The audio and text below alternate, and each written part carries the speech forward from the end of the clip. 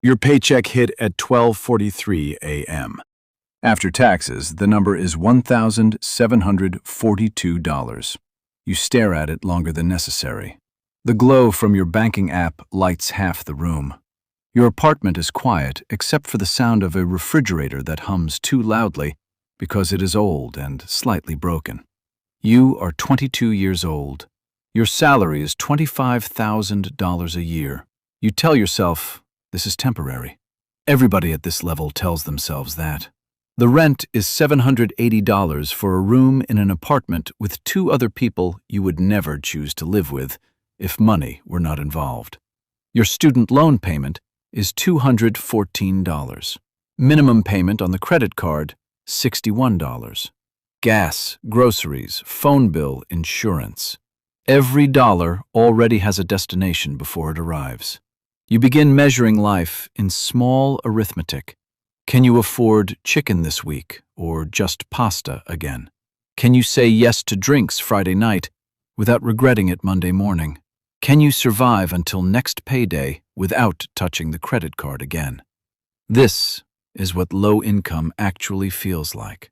Not dramatic poverty, not cinematic suffering, just constant numerical tension quietly running underneath every decision you make. You stop checking messages before bed. You check your bank balance first. The strange thing is how quickly the human brain adapts to financial stress. After a while, the anxiety becomes background noise. You laugh normally, go to work normally, scroll normally. But somewhere beneath everything is math. Always math. You buy cheaper shoes even though the expensive ones would last longer. You ignore the engine light because the mechanic might say something catastrophic. You postpone dentist appointments.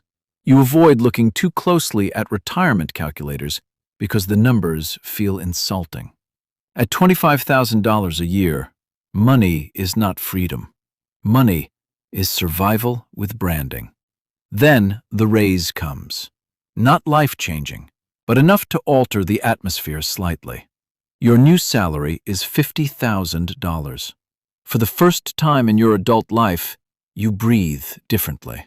You move into your own apartment. The couch matches the walls. You buy groceries without calculating every individual item. You upgrade your phone because the old one cracked 6 months ago and you were pretending not to notice. You feel successful.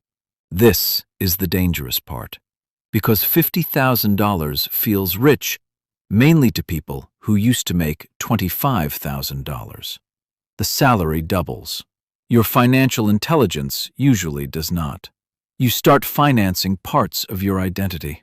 A newer car, better clothes, weekend trips booked impulsively because you finally can. This is how lifestyle inflation actually happens. Not through recklessness, through relief. You are not trying to look wealthy. You are trying to stop feeling poor. Those are different motivations, but financially, they often produce the same outcome. Your paycheck is larger now, but somehow the margin still feels thin. Rent expanded, spending expanded, expectations expanded. You make more money. You also require more money to feel normal. Nobody warns you that comfort recalibrates almost immediately. The human nervous system treats upgrades as temporary. The apartment that felt luxurious 6 months ago now feels average. The restaurant you once saved for becomes routine. Your life improves quietly. Your standards rise louder. At $50,000 a year, most people think they are building wealth. Most are only building a more expensive monthly baseline. Then comes the first psychological breakthrough. Your salary reaches $100,000, 6 figures. The number carries emotional weight before it carries financial meaning. When you were younger, this sounded like the finish line. Adults making 6 figures seemed untouchable, stable, important, immune to ordinary financial stress. Then, you become one of them. And something strange happens. Your problems do not disappear, they become more abstract. You are no longer worried about groceries. Now, you worry about time. You begin noticing how expensive your hours actually are.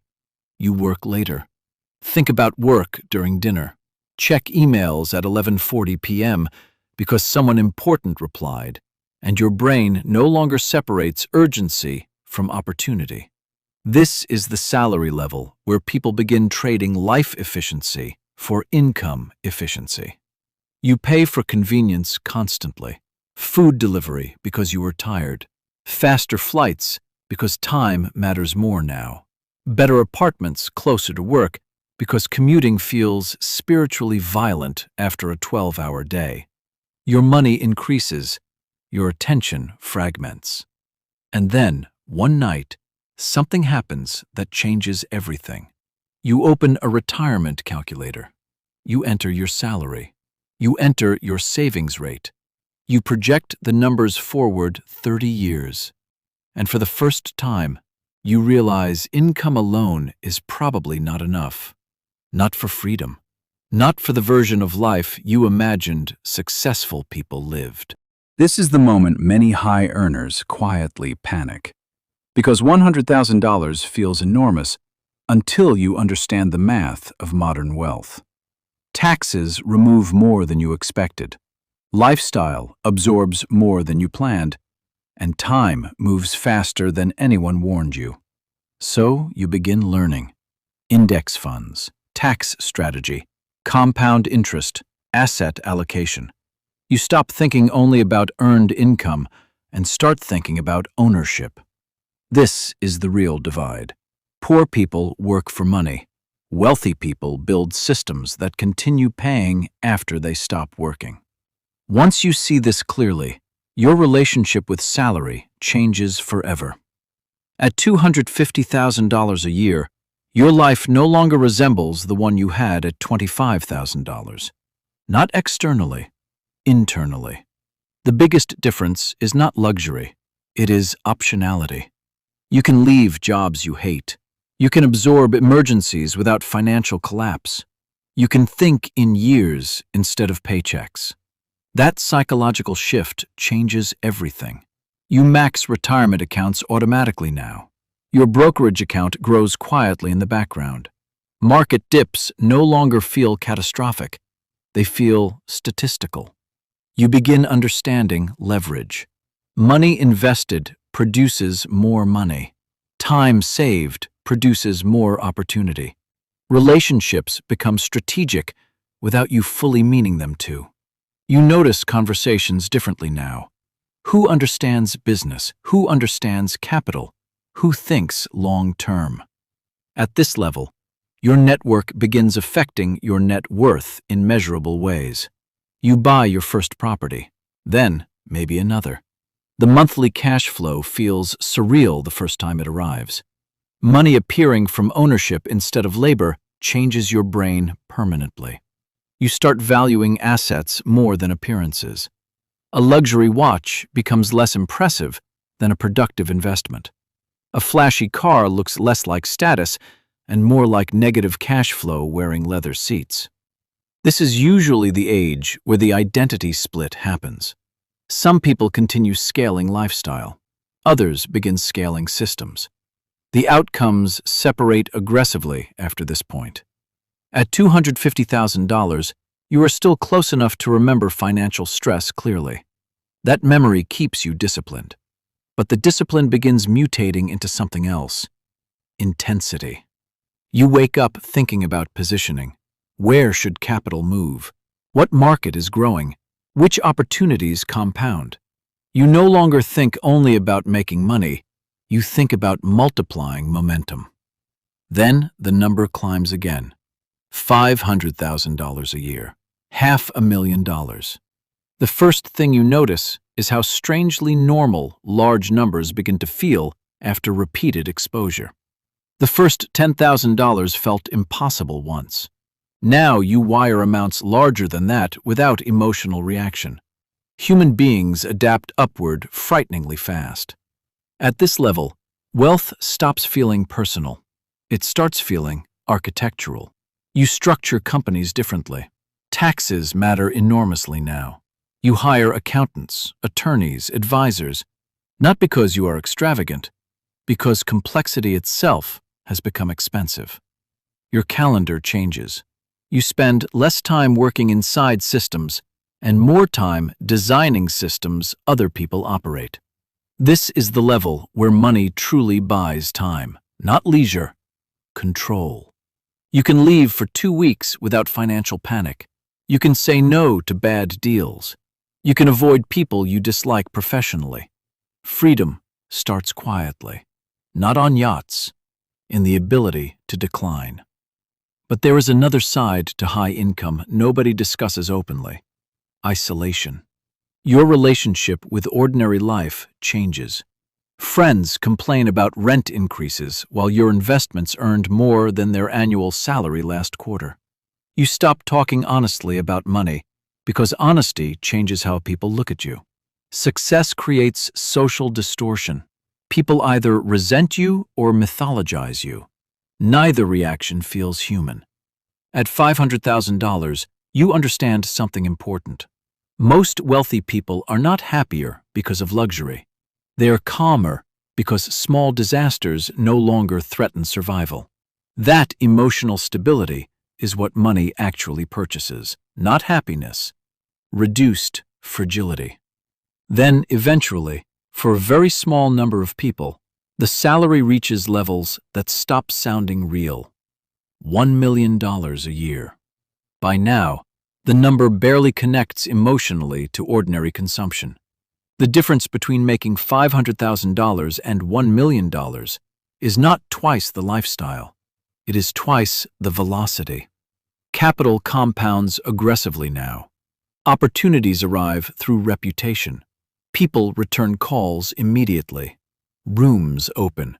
Introductions happen faster. At this level, your name itself becomes an asset. The strange part is how invisible the actual lifestyle often looks. The wealthiest people rarely move dramatically. They move efficiently. Quiet house behind a gate. Simple clothes. Extremely expensive decisions. You stop thinking monthly. You think in decades. Tax jurisdictions, acquisition positions, acquisition cycles, infrastructure, demographics. The scale changes. So does the emotional cost. Because eventually you realize something uncomfortable. Every salary level demanded a different version of you. The $25,000 version survived uncertainty. The $50,000 version chased relief. The $100,000 version sacrificed time. The $250,000 version became intensely strategic. The $500,000 version learned detachment. And the $1 million version understands power in a way that makes ordinary conversations difficult. Money changes your relationship with risk first, then time, then people, then yourself. At some point you look around and realize nobody from your old life fully understands your current one anymore. Not because they are lesser, because context stopped translating. This is the hidden cost of extreme financial escalation. Your world narrows while your reach expands. And then, one morning, maybe at 4:47 a.m., sitting in a kitchen too quiet for a house this large, coffee cooling beside a laptop full of numbers that would have once looked fictional to you, you think about the first paycheck again. $1,742 after taxes. The room with the broken refrigerator. The grocery store arithmetic. The engine light you ignored because you couldn't afford bad news. You remember how desperately you believed a bigger salary would permanently resolve something inside you. It didn't. Not completely. Because every level solves different problems while introducing new forms of pressure. The person making $25,000 fears instability. The person making $100,000 fears stagnation. The person making $1 million fears irrelevance. Human anxiety scales remarkably well, but something else scales too: perspective. At every salary level, the people who actually build lasting wealth eventually learn the same lesson. Income matters, but systems matter more. The highest earners in the world are not usually the people displaying wealth most aggressively. They are the people positioning money quietly, while everyone else performs success publicly. That is the difference. One lifestyle consumes income. The other converts income into ownership, and ownership changes everything. Because eventually, your investments begin covering expenses your labor once carried alone. Then your assets begin purchasing time. Then time begins purchasing freedom. And somewhere tonight, there is a 22-year-old staring at a paycheck for $1,742 after taxes. He thinks the story is about making more money. He is partially right. But the real story is what happens after the money arrives, whether it disappears into appearances or compounds quietly into options. The paycheck is only the beginning. The system you build around it becomes your life. And that system compounds whether you notice it or not. Every month, every year, every decision. Quietly, forever.